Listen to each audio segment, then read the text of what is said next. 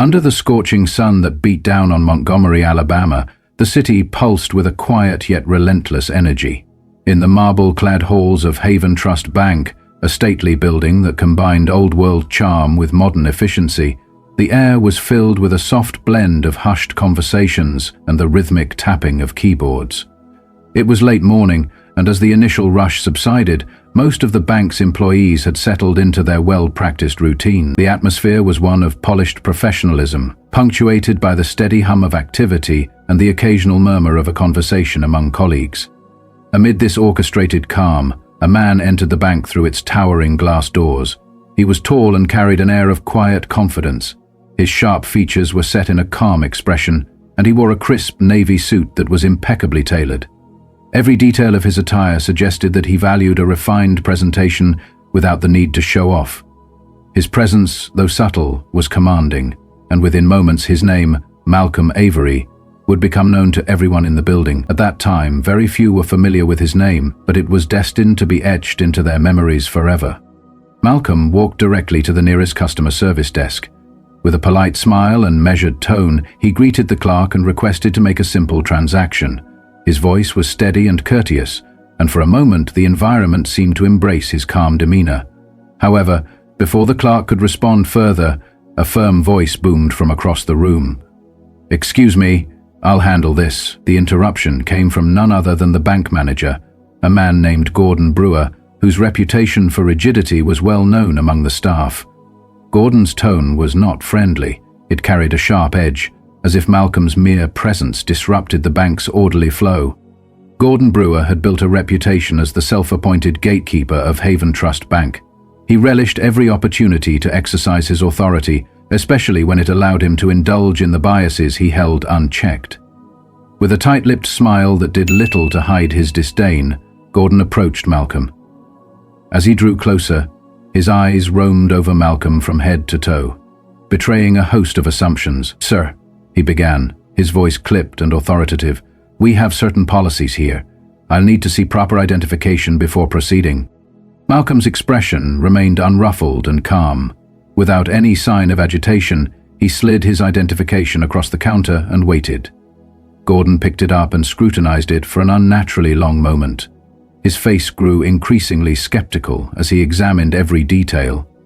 "What is the purpose of your visit today?" Gordon asked, his tone now sharper, as if Malcolm's very presence demanded extra scrutiny. "I'd like to withdraw from my account," Malcolm replied, his voice steady, firm, and devoid of any hint of irritation. Gordon's gaze shifted from the ID to Malcolm, his expression darkening with doubt. "I'm sorry," he said, "but we can't process this without further verification. You understand, it's just policy." Malcolm raised an eyebrow, his silence suggesting that perhaps policy was simply an excuse for something else. The room grew noticeably quieter as a few employees and customers nearby began to exchange curious, uneasy glances. Despite the murmurs and stares, Malcolm stood his ground, his posture unwavering as he waited for Gordon to clarify. Gordon cleared his throat, his voice rising as he attempted to assert his authority. "If you don't have additional verification, I suggest you return when you do." Malcolm's calm yet heavy voice responded, "I see." There was an unmistakable weight behind his words, a weight that seemed to imply that Gordon was, in effect, refusing to serve him. "You're refusing to serve me?" Malcolm inquired, his tone cool and measured. In response, Gordon's face flushed, and he shot back quickly. "Then I didn't say that. We take fraud very seriously here, sir. I'm sure you understand." For a long, tense moment, Malcolm held Gordon's gaze, his eyes unwavering. Then, with a faint nod that conveyed both understanding and quiet determination, he said, "I do understand more than you realize." The tension in the room was palpable. Every person present could feel the intensity of the confrontation, yet Malcolm never allowed his voice to rise or his composure to falter. Instead, he reached into his pocket and produced a sleek black phone. With a few deliberate taps, he placed a call. His voice remained low, controlled, and direct as he said, "Yes, this is Malcolm. Could you send someone down to Haven Trust Bank? It seems there's been a misunderstanding." After hanging up, Malcolm turned back to face Gordon, who now looked more confused and less confident than before. "Let's wait a moment," Malcolm said, his smile faint and enigmatic. as if he were in full control of the unfolding events. In the ensuing minutes, time appeared to stretch out indefinitely. Eyes darted nervously around the room, and Gordon fidgeted behind the counter, clearly at a loss for words. Malcolm stood calmly, his hands clasped in front of him, as if the entire scene were unfolding exactly as he had anticipated. The silence in the bank was nearly deafening, broken only by the occasional shuffle of papers or a forced cough. Some customers shifted uncomfortably in their seats, pretending not to notice the escalating tension, while others openly stared, captivated by the unfolding drama. In a desperate bid to reassert control, Gordon folded his arms and leaned forward over the counter. "You can't expect special treatment, sir," he said with condescension dripping from every word. "Rules are rules." Malcolm met his gaze steadily and replied, "I'm not asking for special treatment, only the same treatment as anyone else." This simple, quiet assertion seemed to further irk Gordon. "You people," he began, only to catch himself mid-sentence as his face turned red with embarrassment and anger. "You people," Malcolm repeated slowly, his tone both steady and cutting. At that moment, Gordon stammered, his voice wavering as he tried to clarify his point. "I meant customers who don't follow proper procedures." By now, even the clerks behind their desks had ceased working, their attention completely fixed on the confrontation. One young clerk named Erin leaned toward a colleague and whispered, "Do you think he'll call the police?" Her companion shrugged nervously and replied, "Gordon loves throwing his weight around, but this guy doesn't seem fazed." Meanwhile, in an attempt to appear busy and distracted, Gordon took out a clipboard and pretended to check documents. It was a feeble effort to convince himself, and anyone watching, that the confrontation was not worth his full attention. "If you can't provide additional proof of your account, I'll have to ask you to leave," he said firmly.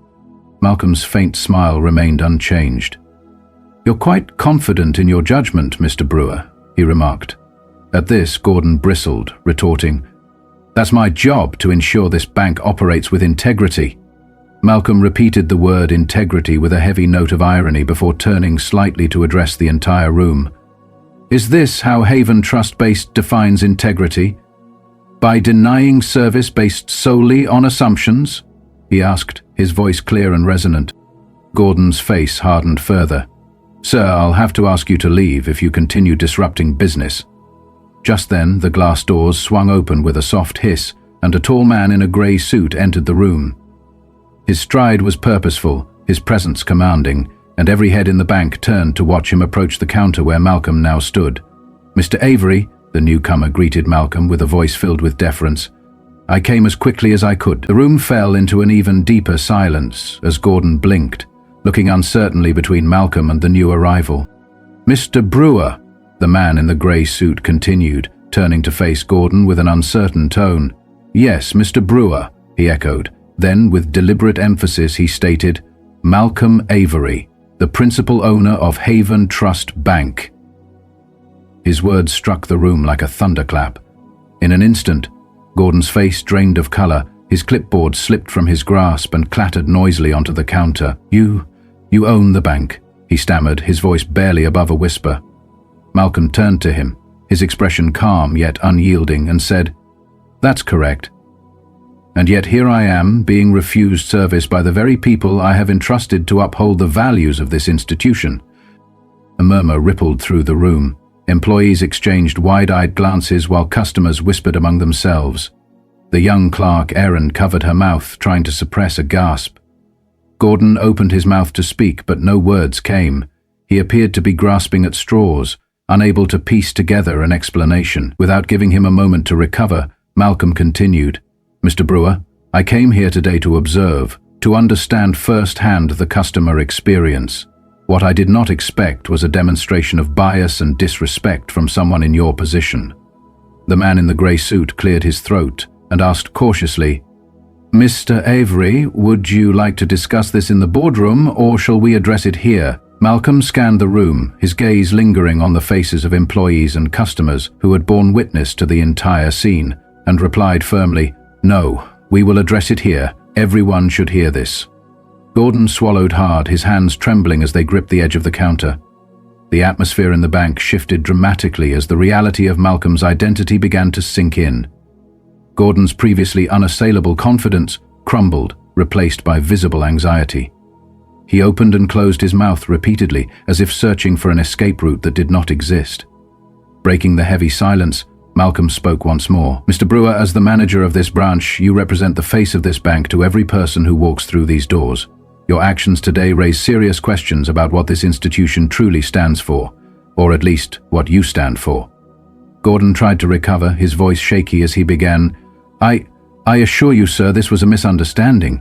We have strict policies in place to prevent fraud, and I was only—" Before he could finish, Malcolm interrupted, his voice rising just enough to command attention.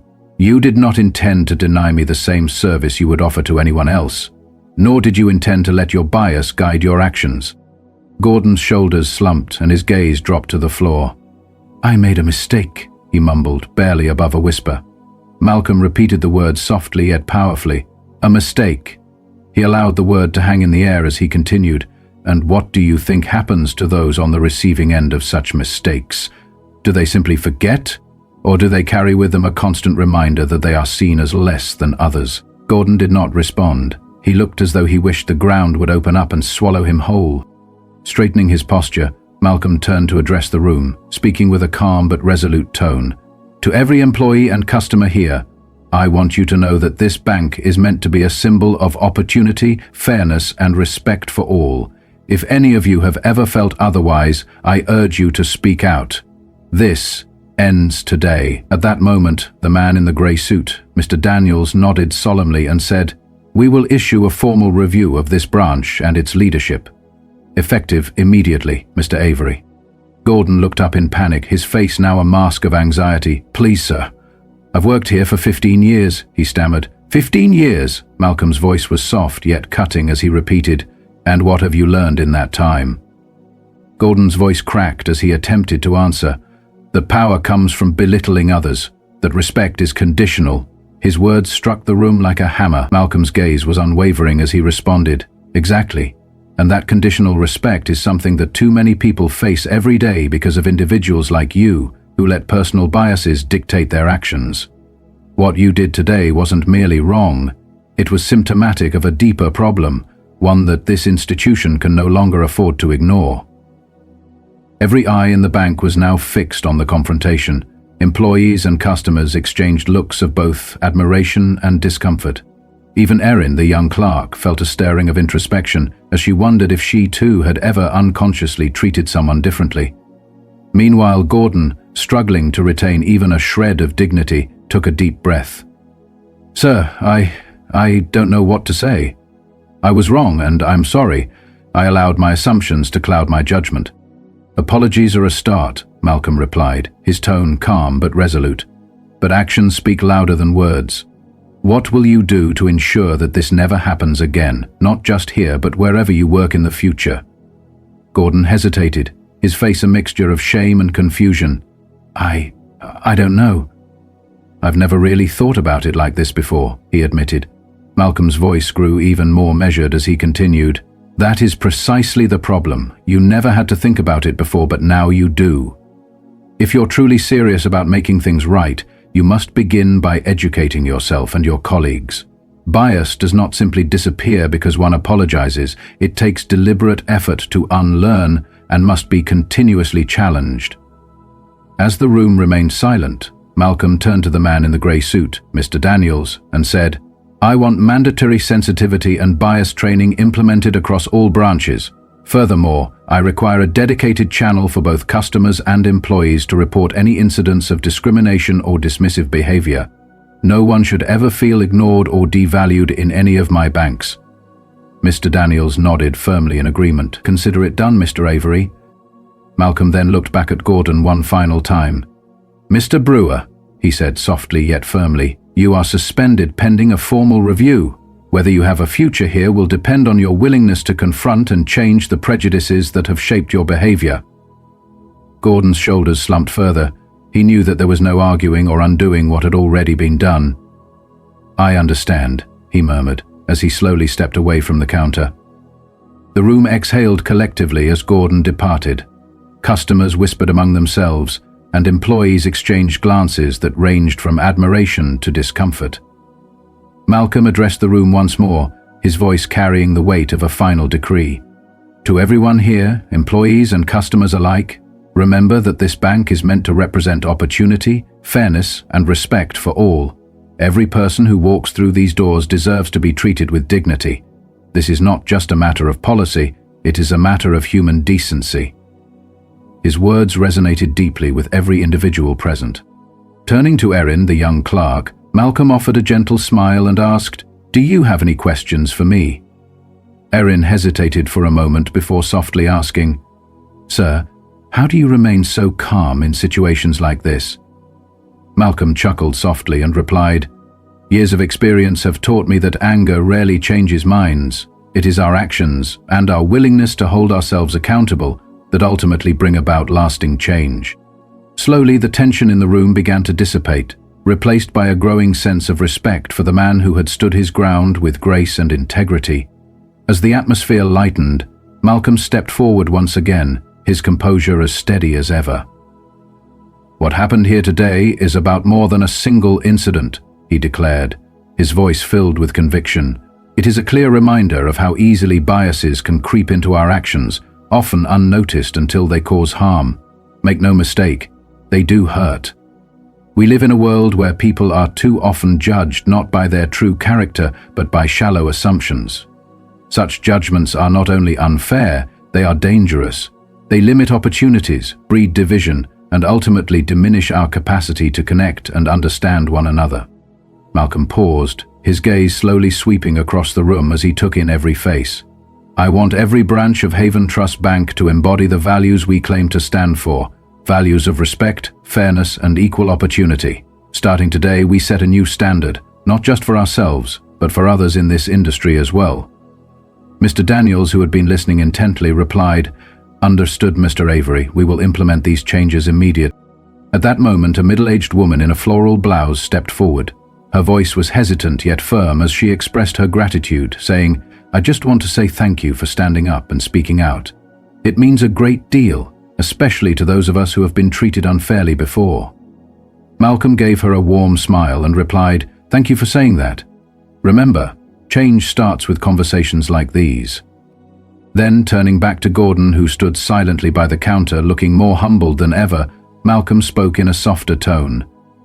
"Mr. Brewer, you made a serious mistake today. But remember, even painful mistakes are opportunities to learn and grow. I hope you will use this moment to reflect and commit to doing better, not only for your own sake, but for everyone who may cross your path in the future." Gordon looked down slowly and nodded, whispering, "I will, sir. I promise." Satisfied with the gravity of the moment, Malcolm addressed the entire room one final time. "Remember this moment. Let it serve as a reminder that every person you meet deserves respect, not because of their wealth, titles, or appearances, but simply because they are human. That is what truly matters." With these words, he picked up his briefcase and walked toward the doors. As he left, the silence in the room was profound, the weight of his message lingering long after he had gone. Outside, the city continued its ceaseless bustle, indifferent to the extraordinary events that had just unfolded within the bank's walls. However, inside Haven Trust Bank, something significant had shifted. Employees exchanged looks of newfound awareness, and customers discussed in hushed tones the remarkable encounter they had witnessed.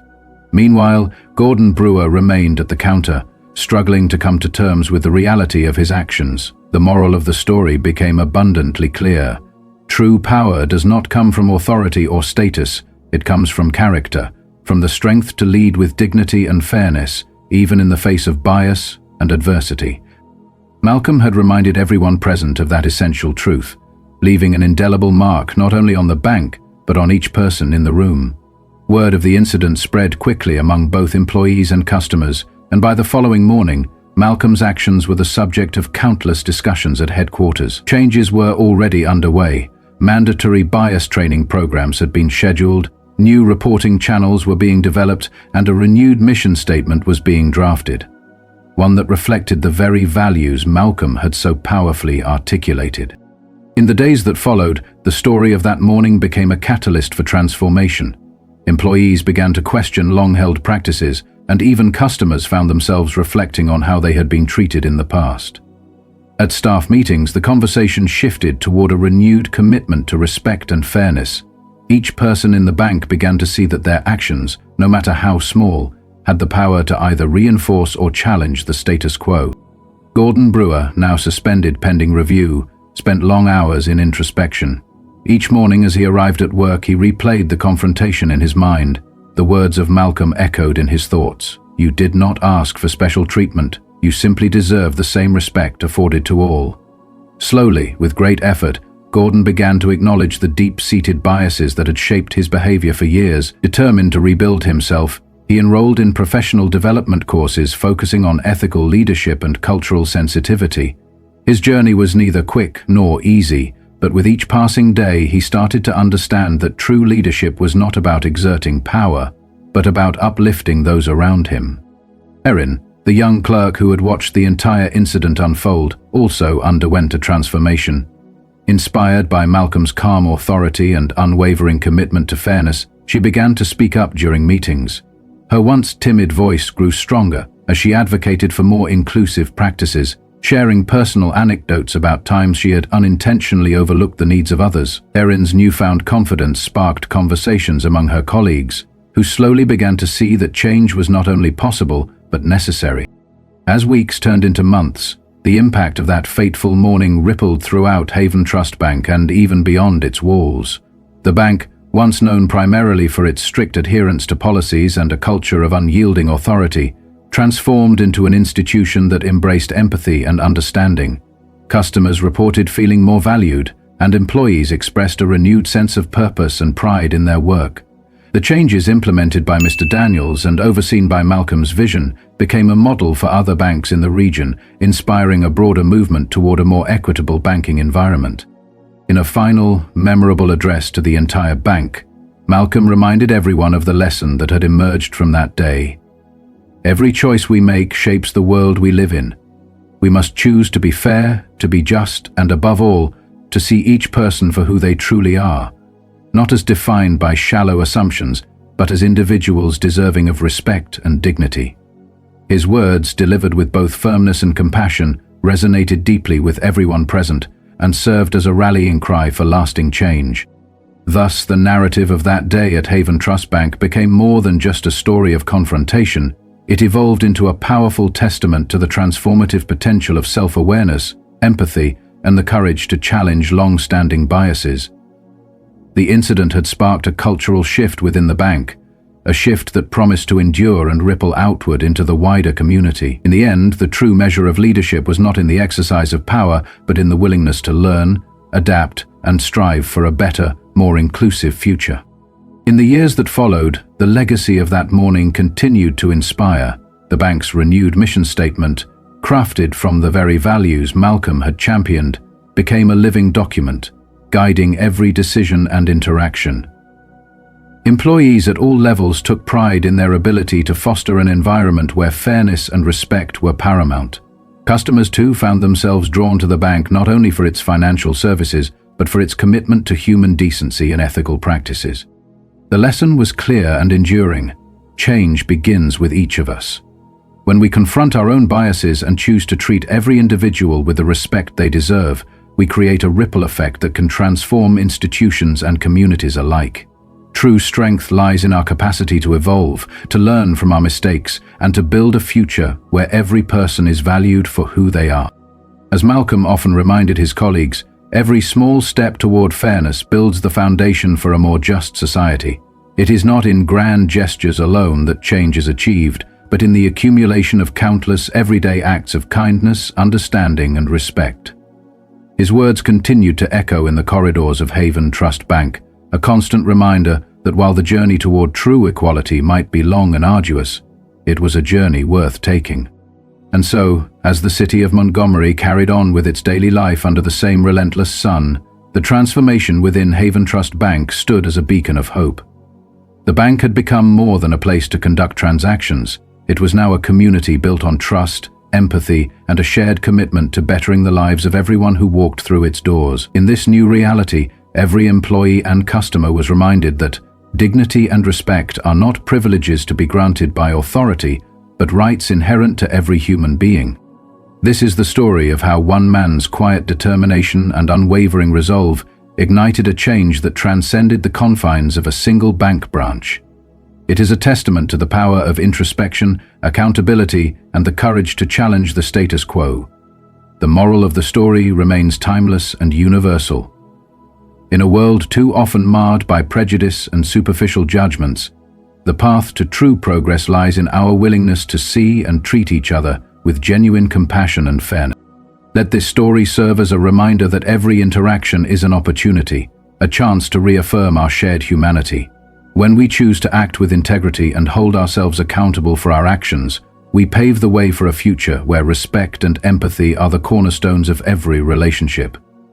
It is a lesson that extends far beyond the walls of Haven Trust Bank, touching the very essence of what it means to be human. In conclusion, the events of that unforgettable morning remind us that change is both necessary and possible.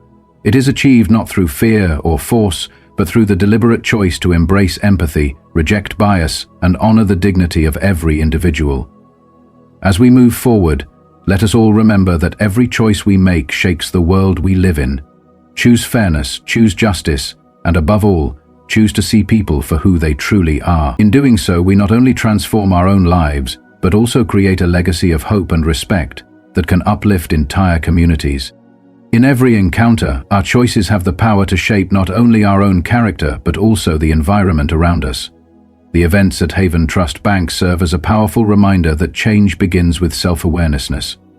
When we recognize our own biases and take responsibility for our actions, we open the door to true transformation.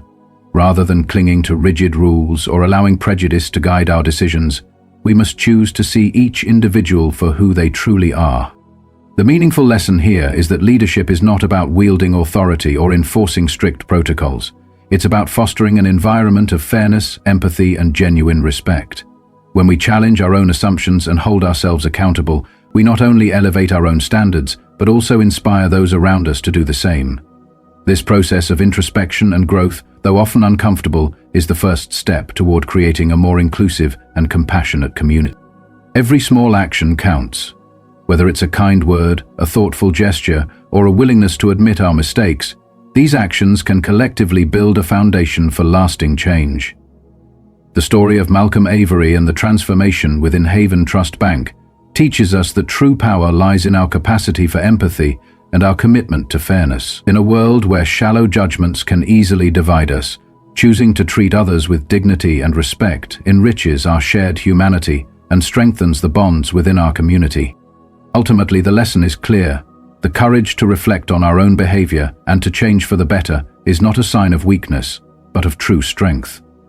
It is through this continuous journey of self-improvement that we create ripples of positive change, paving the way for a future where every person is valued and every voice is heard.